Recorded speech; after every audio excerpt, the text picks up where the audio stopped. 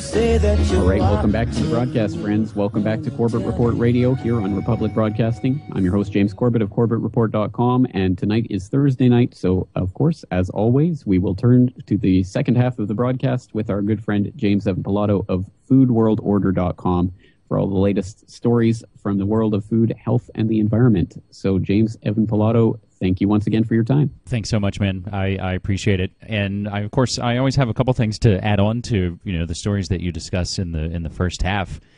And talking about saving things, I pretty much obsessively burn off, copy, and archive. I try and do, everything I post to or link to, I try and just save the web-only HTML file.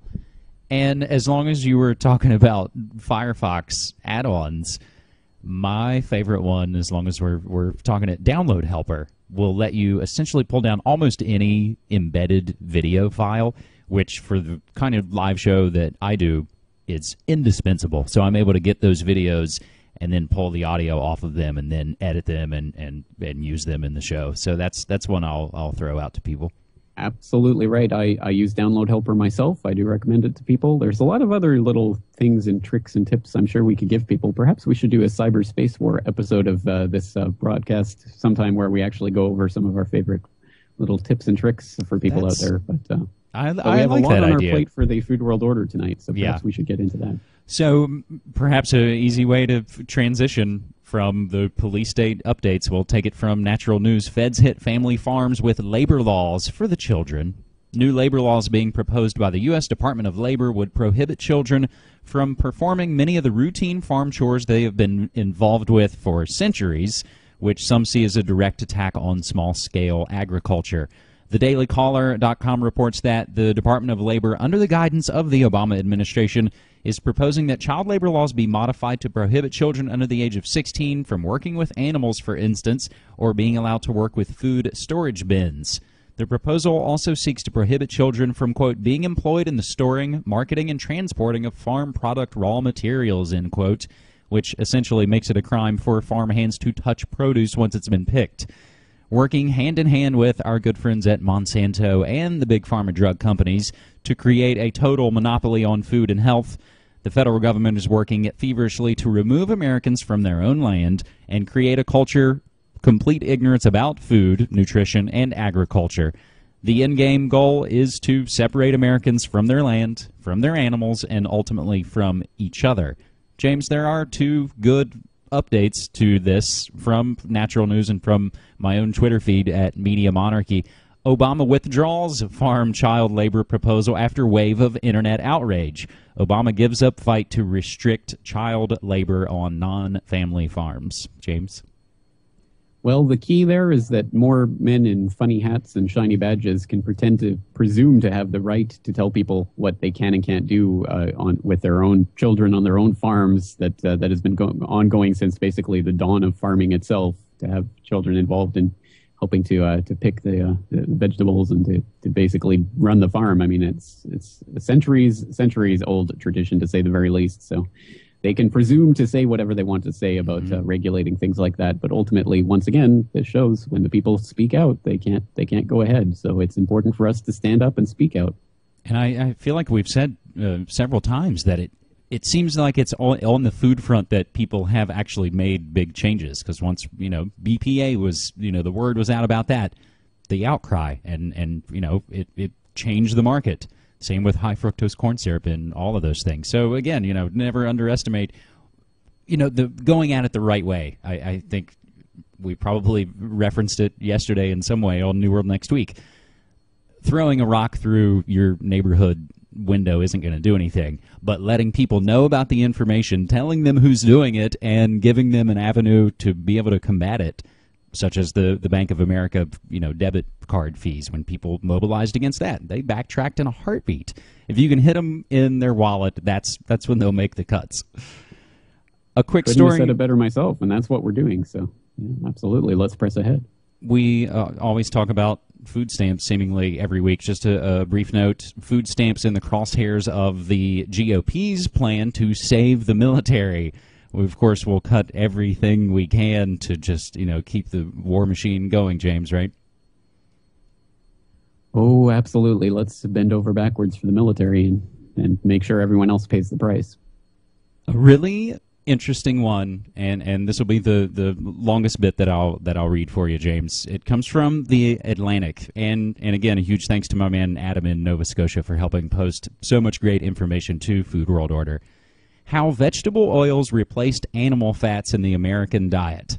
And you'll recognize some classic characters within this story. The byproducts of pork production meant that the burgeoning metropolis of Cincinnati was also home to many tanneries, bootmakers, and upholsters. Animal fats were hot commodities as they were rendered and molded into soap and candles. Breaking down pigs was a highly efficient process known as the disassembly line, an idea that would later be reverse-engineered by Henry Ford to produce automobiles. A major economic depression in the 1870s caused two important citizens of Porkopolis to join forces in order to cut costs and survive the bear market. They formed a company that would eventually be responsible for the greatest dietary shift in our country's history. William Procter brought his candle-making business to the States after a fire destroyed his business in England. James Gamble fled Ireland during the Great Potato Famine and became a soap manufacturer. In a twist of fate, the two men happened to marry sisters in Cincinnati. Together, the brothers-in-law formed Procter & Gamble, a soap and candle manufacturing operation. So at the time, soap was sold in huge wheels that were sliced into custom-sized portions at general stores. Procter & Gamble decided to take a chance by mass-producing individually wrapped bars of soap.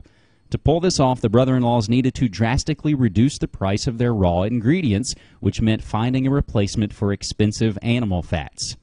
Thanks to Procter & Gamble, the United States boosted the production of a waste product of cotton farming, cottonseed oil.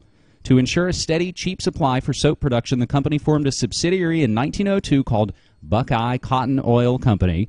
An issue of Popular Science from the era sums up the evolution of cottonseed nicely. Quote, "What was garbage in 1860 was fertilizer in 1870, cattle feed in 1880, and table food and many things else in 1890. But it entered our food supply slowly. It wasn't until a new food processing invention of hydrogenation that cottonseed oil found its way into the kitchens of America's restaurants and homes." In closing, the company's scientists produced a new, creamy, pearly white substance out of cottonseed oil. It looked a lot like the most popular cooking fat of the day, lard. Before long, Procter & Gamble sold this new substance, known today as hydrogenated vegetable oil, to home cooks as a replacement for animal fats. Procter & Gamble filed a patent application for the new creation in 1910, describing it as a food product consisting of a vegetable oil, preferably cottonseed oil, partially hydrogenated and hardened to a homogeneous white or yellowish semi-solid closely resembling lard. The special object of the invention is to provide a new food product for a shortening in cooking. They came up with the name Crisco, which they thought conjured up crispness, freshness, and cleanliness. Now, James, we've talked about our buddies Procter and Gamble in the past, haven't we?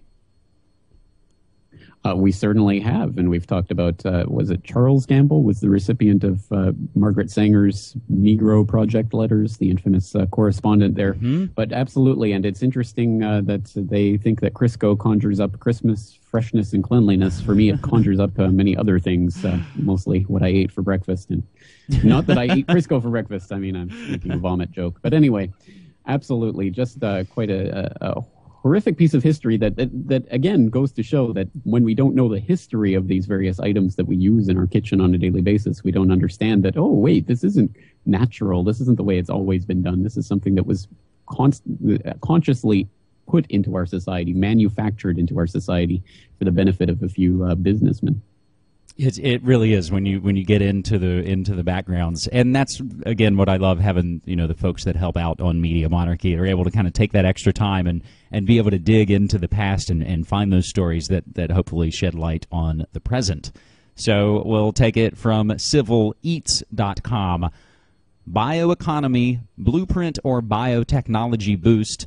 Last week, the White House released its National Bioeconomy Blueprint with a PDF link for you, which, quote, outlines steps that agencies will take to drive the bioeconomy, that is, economic activity powered by research and innovation in the biosciences, and details ongoing efforts across the federal government to realize this goal.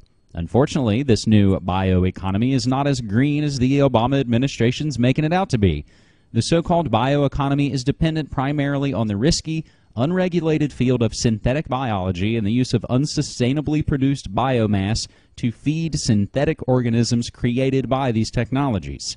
The National Bioeconomy Blueprint, while offering little in new substantive policy, causes more harm than good by giving green light to the growth and profit of the synthetic biology industry without making any real effort to protect people and the environment from the novel risks posed by this emerging technology.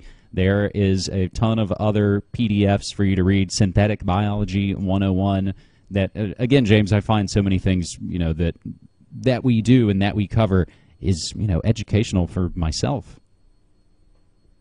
Indeed. Well, it's sad that my only comment on that is to say, well, what else is new? The scariest story, I think, on Food World Order this week, in a way, the most, as you said at the top of the show, the things that send a chill down your spine. And I post a lot of videos. There's a daily video from a site called BrassCheckTV.com. Dentist put terrified kids in straitjackets and performed unnecessary root canals. Texas toddlers being held in restraints as dentists at corporate-run clinics performed unnecessary root canals were among the dental horror stories told April 11th at a House Public Health Committee hearing at the state capitol. The Texas State Board of Dental Examiners, which regulates dental licensing in Texas, was the subject of criticism by members of Texans for Dental Reform and unaffiliated residents, who called for legislative reform while levying accusations of ineptitude, a pattern of withholding or obscuring negative information about dentists, and failure to act against corporate-run dental clinics committing Medicaid fraud and harming patients. They have a video of this device and how to use it. It's called a papoose board, and it basically is strapping your kid down to a board, and it looks like something out of... what's the Sean Penn film where he gets executed at the end? Right, and it's kind of that Jesus Christ, Dead Man Walking. It's that kind of Jesus Christ-looking pose. Horrific. Absolutely horrific. So, James, I think we've joked about this before, that the way the stories come together, in a lot of ways, yeah, I plan and put stories in certain orders to make them flow and to make it all kind of make sense. But then other times, you're in the middle of doing a show and you're like, how did this all just kind of comes together? I didn't mean to put these two stories one after the other, but EPA official who compared enforcement to crucifixion resigns. A senior EPA official resigned last Sunday in an effort to end the furor over his remarks 2 years ago that the EPA should make examples of polluters the way Romans crucified people to quash rebellions. How you like that? Absolutely eerie how that does come together. And people will get a better sense of that when they actually go to the page and take a look at the pictures. But yeah, maybe I guess he shouldn't have called it crucifixion. Perhaps he should have called it, safe immobilization device or something. Yeah.